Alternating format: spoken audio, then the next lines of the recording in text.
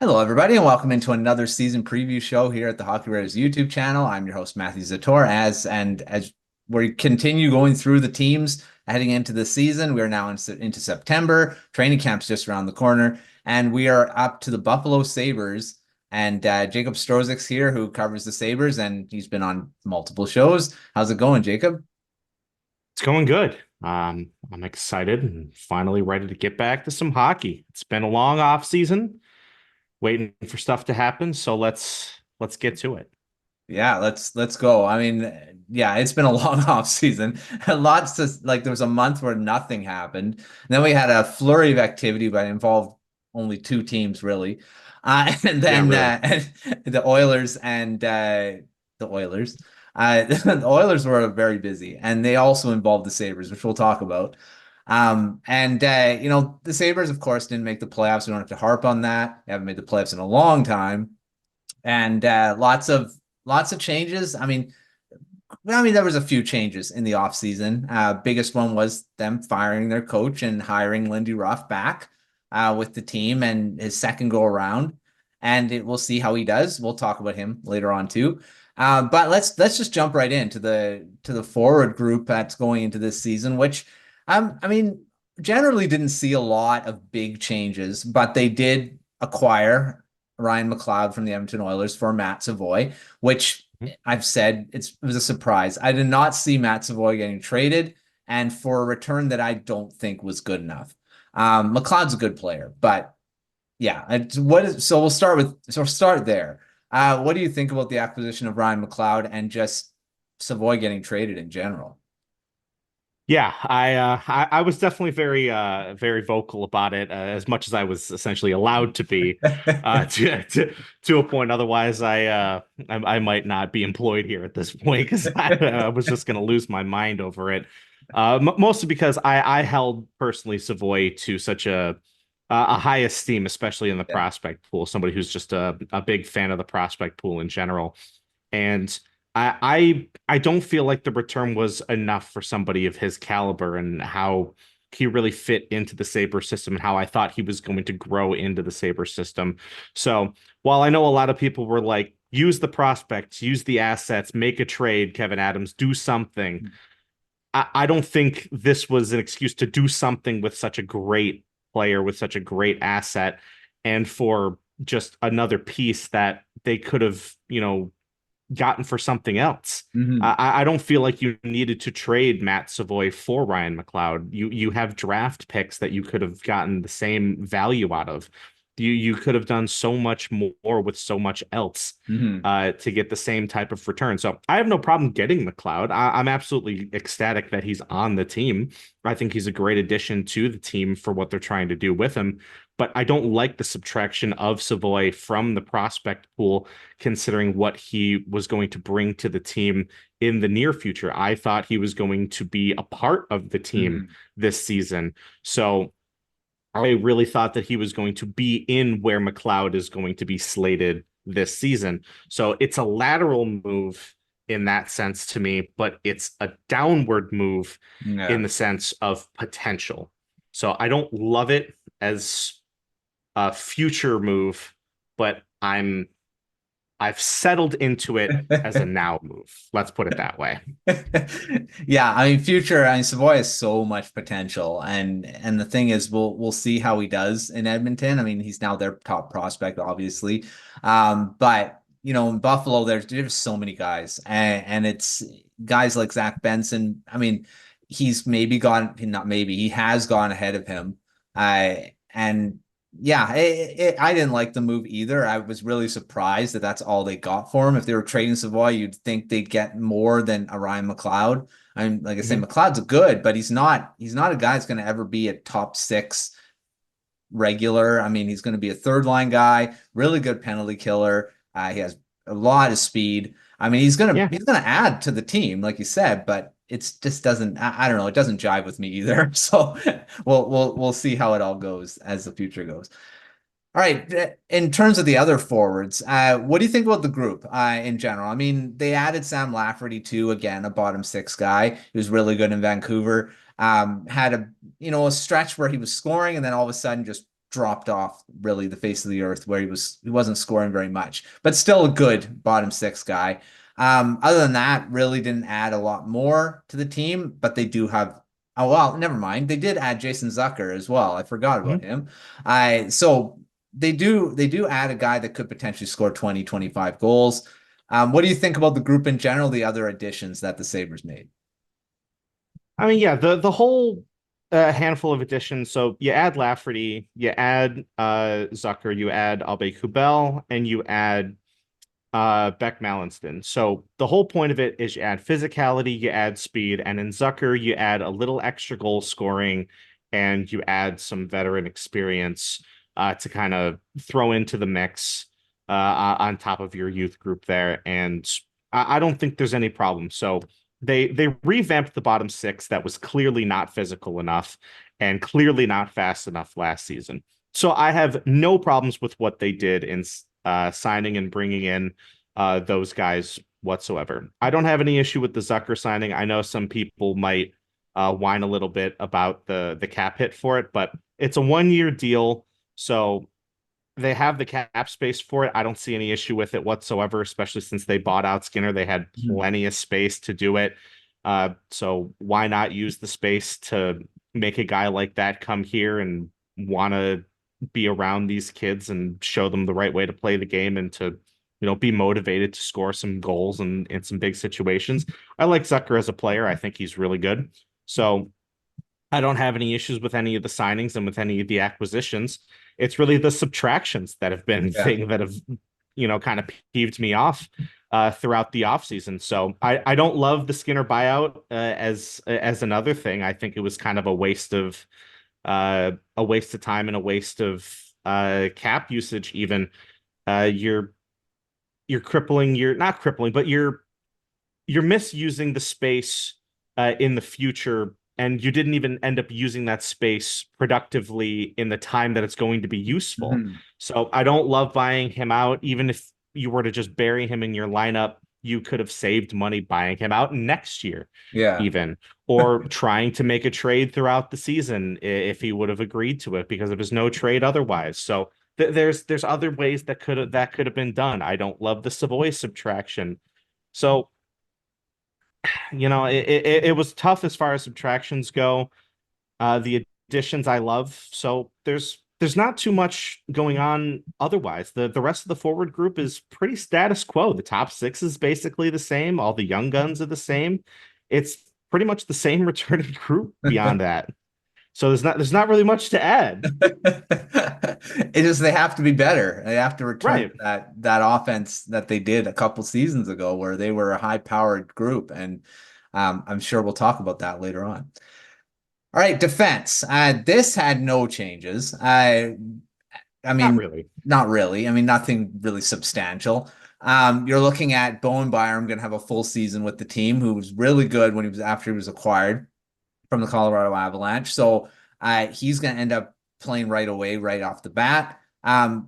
Does this group, do you think it's a good enough group to make the playoffs? Do you see any question marks in the defense? Yeah, I have faith in the defensive group. The only real add was Dennis Gilbert, who I really feel like was just for the sake of the Toronto Maple Leafs, really for added insurance against bullies. I really feel like that was just for bring him in for if he's got to play 20 games, if somebody's going to push any of the players around, throw him and Clifton together so that they can run around and smash some faces in if need be, and let him go ham. And I really feel like that's what that signing is, and I'm absolutely here for it. Let them run around and do what they got to do. But otherwise, the defensive core is exactly the same. And they're absolutely good enough. They have another year under their belt. They just need to do better. I think Lindy Ruff can make this group even better because he knows how to run a defensive system well. He knows how to make a defense more physical, which is something that they definitely lacked. And by physical, I don't necessarily mean that they need to throw more hits. It would be great if they did, because they didn't last season at all. But being more physical in the regard that it's tougher to play against. They wear people down along the walls. They wear people down in front of the net. And they're being on the offense, the opposing offense a lot more. Because last season they were just letting everybody walk past them, Mhm. walk by them. There was just so much leeway in their defensive zone, and there was no pressure to whatsoever to really fight against. So I think having Lindy Ruff as the coach will make this crew better. Time will tell. We will see how it actually plays out when things actually start happening on the ice. But as a whole, experience will play out. We'll see how it ends up going. But this group has what it takes. So long as they stay healthy. Samuelson's health is a big one because he hasn't played a full healthy season. Byer himself is another one. He needs to play a full healthy season. Um, Dahlin will be fine. Clifton will be fine. Power will be fine. It's just those handful of, you know, outliers of health. I think Yokiharu will also be fine, and Bryson should get cycled in here and there. And that's essentially your top six, top seven. Ryan Johnson should probably get cycled in there too Mhm. somewhere. Yeah, you just hope that those two guys can stay healthy all season, and that's a tall ask because they haven't in the past. So I mean, it'll be interesting to see if they can actually play because they're two key guys in the lineup when they are there, and it'd be great for the Sabres if they were to play a full or close to a full 82. All right, let's move to the goaltending tandem, which looks like Ukko-Pekka Luukkonen, the starter, he burst out last season as the starter after Devon Levi got sent down. And now Devon Levi looks to be the full-time backup up with the team this year. So what do you think about the tandem? Question is, do you play a 1A, 1B, or is it Luukkonen as the starter and Levi just gets thrown in at times there? No, I think you run starter backup, and I think that Luukkonen has earned the right to be the starter. He definitely showed that he has the capacity for it. He has the chops for it for sure. He battles hard, and he has the ability to play the consecutive games. And he really proved that last year, and he has the stamina to really hold on and play into those games. So I think he earned the right to have a full season at it. So I think give him that shot. I think Levi is still developing well. Mhm. I love that he earned his starter spot in Rochester and really ran away with it well. And now he's earned his way back up into the NHL. So giving him games when he's playing well, I think if at any point Luukkonen goes cold, you can give Levi that stretch of Mhm. 3 games and let him get that heat. Give Luukkonen that time to rest and recuperate himself if he needs to, and then let him streak again. You have that ability to let Devon Levi take the reins a little bit because he can get hot and he can take on that load. So let him play the backup role. Mhm. Let him really learn it. Let him really embrace it. So eventually you can maybe dip into a 1A, 1B and Mhm. kind of split the games and really, balance that tandem out and turn it into a Swayman Allmark from a Mhm. couple of years ago scenario and really get this really get the modern NHL tandem thing going. But for this season, you can run a starter backup situation and play Luukkonen for about 60-65 games and get away with it for sure. Because eventually you probably even call up James Reimer for, Mhm. 5-6 games because somebody injuries happen, sickness happens, everything, eventually comes around. So, he's not going to play every single one. Yeah, I agree. I think Luukkonen definitely deserves that, especially how he played last season and then got that good extension too. So I mean, I think he's a guy that could definitely take the ball and run with it. And Levi is shown to be a capable NHL goaltender. It'll all depend, I think, on the like you said, the defense playing a good style in front of them because that'll help them out quite a Mhm. bit too if there's a good structure, not allowing as many chances. So. Yeah, it's going to be interesting to see how they kind of balance those two goaltenders, but that's a good solid tandem if both can rise to the occasion there. All right, now into this division. The Atlantic Division's a really tough one. It's got so many good teams and so many teams that have a lot of question marks on if they are going to break out, like the Ottawa Senators. The Sabres are in that category. Are they going to do it this year? We've got the powerhouse at the top. Where do you see the Sabres getting put in this right now? I mean, with how they look, with how the rest of the division looks. See, I'd argue that the Atlantic is the toughest division to play in right now. You know, that fluctuates from season to season, generally what division that is. But right now, it's definitely the Atlantic with just how heavy Yeah. hitting it is, because you have the juggernaut teams at the top, and then you have these rising teams like the Sabres, like the Centers, like the Red Wings. And at this point, you can even argue the Canadians, Yeah. because beyond their goaltending, you know, they have so many good young people just rising Yeah. up. Even adding Line on top of that, they're pushing it. So there's a lot of great teams going in the Atlantic, and Buffalo is just striving to get something.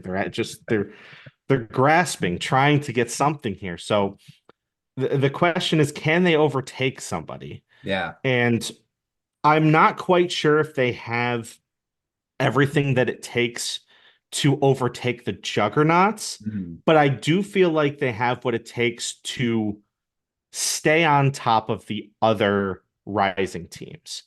I do feel like they are still better than the Senators. I do feel like they are still slightly better than the Red Wings. I feel like they're closer, neck and neck. I feel like that can go either way.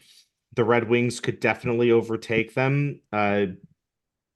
You know, depending on the scenario and the situation, really depending on if Dylan Larkin decides that he's God or not, uh, which he can. I've seen him Oh do yeah. it. So it terrifies me what Dylan Larkin can do when he sets his mind to it. So I think they're on top of that grouping. So it sits them kind of in that middle grouping. So it's, can they overtake maybe Tampa Bay if they slip a little bit? Can they overtake maybe Boston if they aren't up to snuff? I think that might be a scenario if their goaltending doesn't pan out as well, since they lost Allmark. Can Swayman be the full-time starter?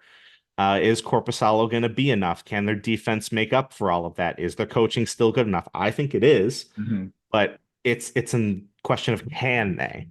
So I'm not sure if Buffalo is good enough to eclipse that, but it's such a huge, huge maybe. They have the capacity for it. It's just going to take a whole lot for them to do it. And it's going to take them probably 45, maybe 48 wins if they're going to do it. Mhm. And that's tough with so many tough teams in their own division. So they're going to have to steal some wins from Toronto. They're going to have to steal some wins from Florida. They're going to have to steal some wins from Tampa if they're going to get those Mhm. to get to those numbers.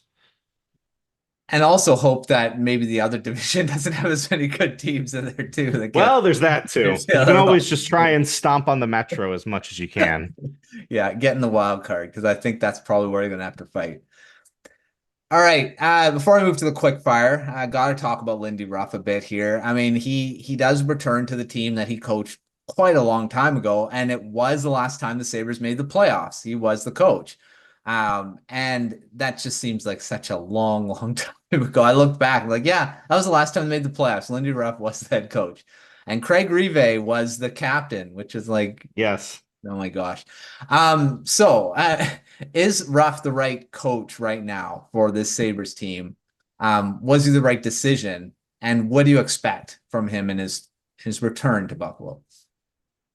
I think he can be the right coach. I'm still in the boat of I don't know if he 100% is the right coach for this scenario, but I think he can be the right coach. He has the right style, and accountability is something that this team really lacked last season. And I feel like that's something that he 100% brings to the table with every single team that he coaches, even if it's not long term, because especially in the later years of his coaching, he kind of fizzles out after a couple of years and his message seems to kind of get lost. So long as that message is there for the first couple of years and he breaks through to them and gets them to be accountable to each other, that's really all that matters. So if the message is drilled home right, and if he's really, you know, bringing home everything that needs to be, here, and really gets them to the culture that they were building up to this point before Granato kind of lost that last season. I think that's what's really important. So he can be the right coach for sure. It's still such a remains to be seen thing, because when he was the coach before, there there was that fiery passion that was Lindy Ruff. Everybody that is a Sabres fan can remember the Sabre Senators brawl from 06-07 and him screaming at Brian Murray from the glass and cursing up a storm, and screaming his head off in every other playoff game you can imagine. And everybody remembers that. That's not the type of person he is anymore. That's not the type of coach he is anymore. Can I still imagine him standing up on a bench and screaming at somebody? Yeah, but he's not going to be doing that every single game. So there's still a different, the NHL is different now. Coaching styles are different. The game is played different. I'm not sure if the old style of coaching will still work on these new age players, but I think there's some part of it that will work.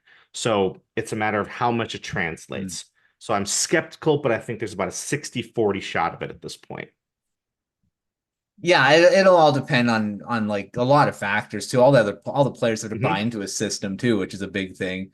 And he has shown that he's been successful in the past, not that long, Right. long ago either. I mean, he was with the Stars and they were a really good team when he was coaching there. So Yep. I don't know. I think he could be the right coach for this team too. We'll just have to wait and see. All right, quick fire. And these all are just quick questions, sentence or two explanations, all we need here. So let's start with our biggest storyline or question mark going into this season. Well, I mean, I feel like the simplest answer is, can they finally make the playoffs? It's been 13 years. We're all tired of saying it. We're all tired of asking it. It's just, can they do it? I think there's a chance. Like you said, if they can maybe slip into that wild card spot, it's going to take some toughness and some speed and some prowess, but there's a chance. There's always that small chance. They're in the mix a lot last season and the season before. So I mean, it's just they went through stretches of just bad hockey, and then that just threw them off, and that can't happen this season. So we'll see. It'd be great for them to make the playoffs and break this curse, which is going on way too long for sure. They need the Stars to play like stars, and it's that simple. Yeah. Cliche answer, but that's very true. Best players need to be your best players, and that's all it goes. All right, speaking of best players, let's talk about some potential breakout stars this season. Who do you have here? Two that I would say are Zach Benson, because he had such a great stretch at the end of last season. So I think he has a good breakout this year. And then Jack Quinn is another big one. Yeah, those two. Definitely Jack Quinn, because he was hurt a lot. All season, right? Or he came back. Not all season. He played for like 30-40 games. But he was injured for most of it. But when he was playing, he had a big impact. Yeah. So I mean, now he's going to have to start the season with it, which is great. So good training camp right away. And that's sometimes a big thing, not having that at the beginning of a season. All right. Who needs to bounce back from last season? The easiest answer for me is Dylan Cousins.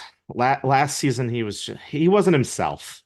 He was sluggish. He looked like he was just out of place at all times. And when he's playing like himself, like he knows he can and like he should be, he's a huge difference maker.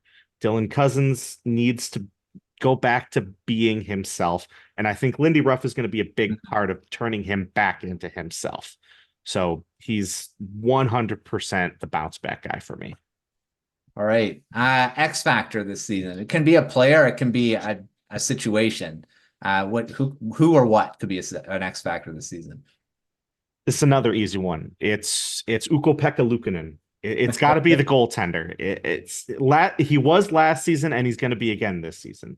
Whether or not the defense is good, it doesn't really matter. If he's on his game, he can steal games for you.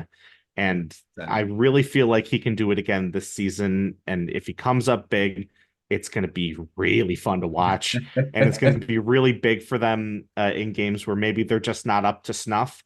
If he can steal those games for them, it's going to be huge if they're trying to make a playoff push.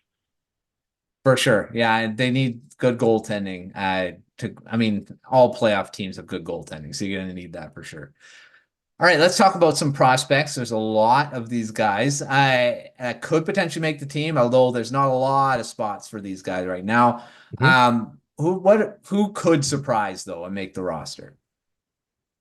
For me, the answer would be the newest first round pick is Casa Helenius. While some people might think it would be maybe Yuri Kulik, I feel like Helenius is the better answer just because I feel like he's the more NHL ready of the two. Kulik is close, but to me, I feel like Helenius being more of a natural center, it gives him a little bit more of an edge, and he's a little bit more of a two-way player. If the Sabres move on from Krebs as well, you can slot Helenius in that same exact spot, and he's going to do the exact same thing, if not slightly better. That would be a surprise. A right away 2024 draft pick coming right in. I mean, could get the 9 games. Benson did it last year. Benson did, and everyone wasn't anticipating that. That's for sure. So yeah, definitely be done. All right, outside of that, prospects everyone should be watching. There, like I say, there's a lot of these guys in the Sabres system, but who should everyone be watching this season? Well, I did my my list of top 10 prospects recently, so feel free to go check the whole list out if you guys want. But I'll do 3 quick ones.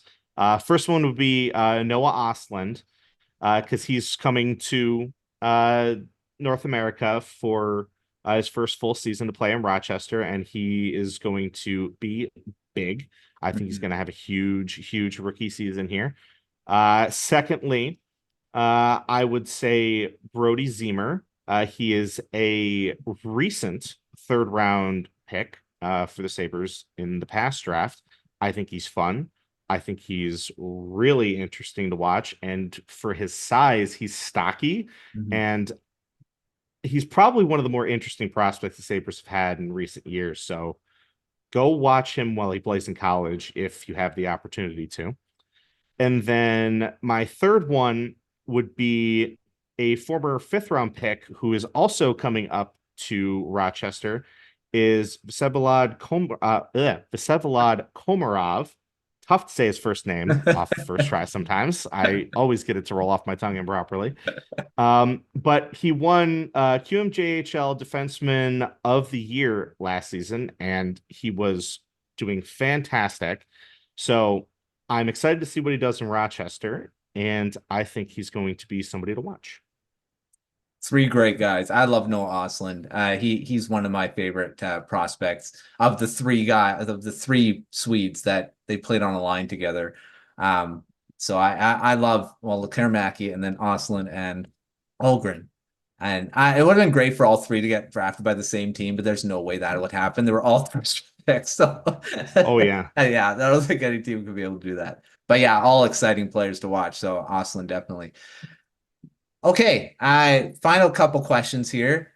Who's going to lead the team in scoring on forwards and defense this year? It feels like the cop-out answer, but very simply, it's Tage. It's Tage Thompson. Yeah, no. I mean, the only real way otherwise is unless JJ Peterka suddenly decides that he's the next Leon Draisaitl. That's the only other way that there's somebody else that's going to be leading this team in scoring otherwise. Yeah. Which it's not out of the question because Peterka plays like an absolute madman sometimes. So I wouldn't put it past him if he wants to suddenly start challenging Tage for the scoring title on the team. But in general, Tage is your best player. He's probably going to lead the team in scoring for your forwards. As far as defensemen go, it's Dahlin. Yeah. It's easily going to be Dahlin. Dark horse, I would say, would be Byram if he suddenly decides to live up to his potential, Yeah. because he is a goal scorer defenseman more than anything else. If Ruff has him learning how to properly, play make, I think he can up his assist total on top of that. And I think he could challenge Dahlin for points if they're not playing on the same line. Yeah, those are good ones. Before we get to our bold prediction, is Dahlin the next captain, or do you have someone else in mind? He's the safe pick, and I feel like a lot of people are front running him, but you know, there's a handful of dark horse picks in my opinion. Don't discount somebody like Dylan Cousins. Mm. Don't discount somebody like Alex Tuck. And I would say also don't discount somebody like Tage Thompson either Mhm. from those discussions. The easy pick is Dahlin because he's kind of been groomed for the role. But at the same time, from how the other guys project themselves in the room, on the ice, and how they kind of take charge of the bench and how they are with their teammates, these are things that you really see when you're up close and personal. I go to games a lot, and these are things that just you kind of notice when you're really up front and on the not on the ice but like at the games themselves. So it's something you can't really discount. So while Dahlin is the safe pick, I wouldn't put it past them to maybe pin the C on one of those other guys too. Yeah, lots of good candidates there. So I mean, I don't know if be wrong with any of those picks really as captain. So we'll see if they name a captain this season. That is, I mean, they I may think not. they will. Yeah. All right. Finish off our preview here. A bold prediction or a hot take for this season. I feel like this one's both, and I've been pretty consistent saying it. I threw it in one of my pieces from a little while ago, but I'm going to stand by it. And that's Jack Quinn is going to score 40 goals this season. Now, I have a lot of logic and reasons behind it. He was he had like a 16.9% shooting percentage while he was playing last season, and I don't think he's going to maintain that, but if he's anywhere close to it, I feel just so many great things about what he has the capacity to do Mhm. for this season.